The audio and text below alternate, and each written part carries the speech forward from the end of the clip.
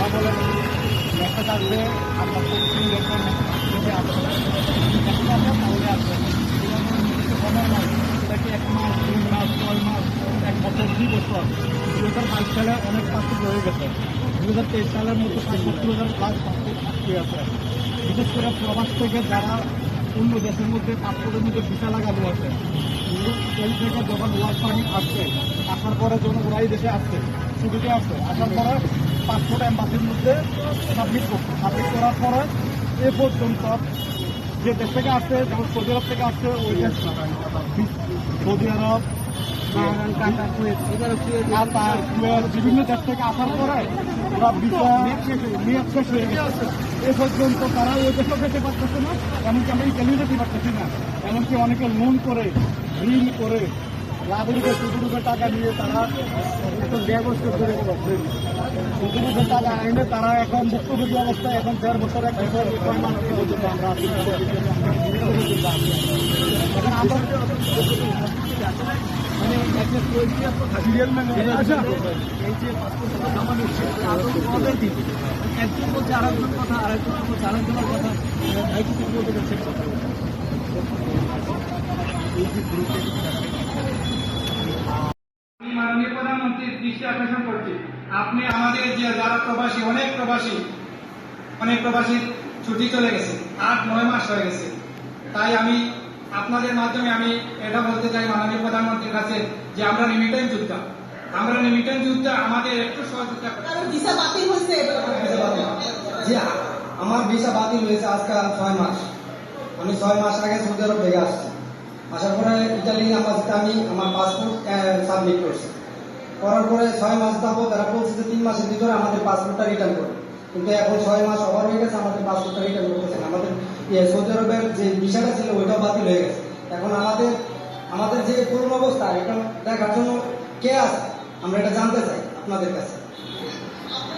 Passport কেন ফেরত পান না? আমরা পাসপোর্ট ফেরত পাচ্ছি না। পাসপোর্ট আমরা এম্বাসিতে জমা আছে, জমার কারণে আমরা যারা সৌদি আরব থেকে বা বিভিন্ন দেশ থেকে আসছি 6 মাস 5 মাস এরকম, আমরা জানি 3 মাসের ভিতরে আমাদের পাসপোর্ট রিটার্ন দিবে। বুঝে আমাদের পাসপোর্ট রিটার্ন দেয়। আমরা 6 মাসে ছুটি রাখতে আসছি, কেউ 5 মাসে ছুটি আছে, 3 মাসের ভিতরে আপনার মাধ্যমে আমরা দেখছিলাম যে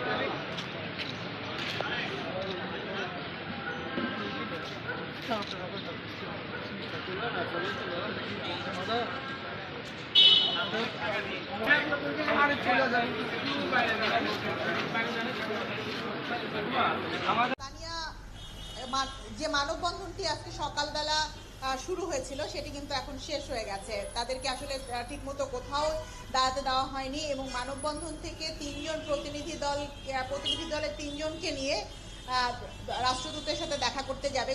এখানে যে থানা রয়েছে গুলশানে ডিপ্লোম্যাটিক এরিয়ার, তার যাওয়ার কথা ছিল, কিন্তু যেটি দূতাবাসের পক্ষ থেকে বলা হয়েছে যে যেহেতু মানববন্ধনটি ইতিমধ্যে হয়ে গেছে এবং যেহেতু অনলাইনে তারা জানিয়েছে যুক্ত সম্ভব পাসপোর্টগুলো দেওয়া হবে, সেহেতু তারা আর কারোর সাথে কথা বলবে না।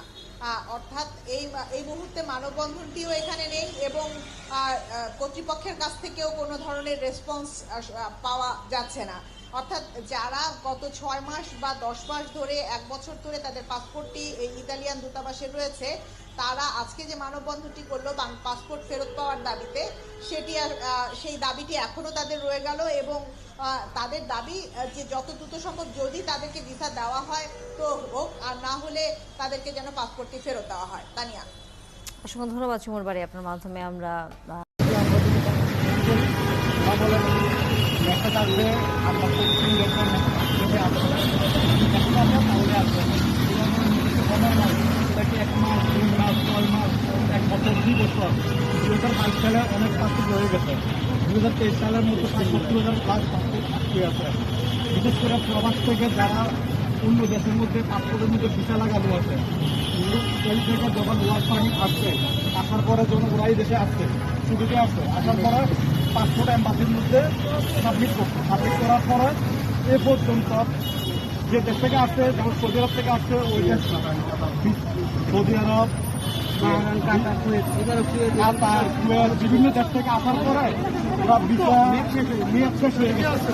এ পর্যন্ত তারা ওই দেশেও যেতে পারতেছে না, এমনকি আমরা ইতালিও যেতে পারতেছি না। এমনকি অনেকে লোন করে, ঋণ করে, লাভের কোটি টাকা নিয়ে তারা এখন ব্যবস্থা করে কোটি টাকা এনে তারা এখন ভুক্তভোগী অবস্থায় এখন 1.5 বছর 1 বছর 6 মাস পর্যন্ত আমরা এখন আমরা মানে একটা সিরিয়াল মানে এই যে জমা নিচ্ছে আরো দিন একজন বলছে আরেকজন কথা, আরেকজন বলছে আরেকজনের কথা, এই যে গ্রুপে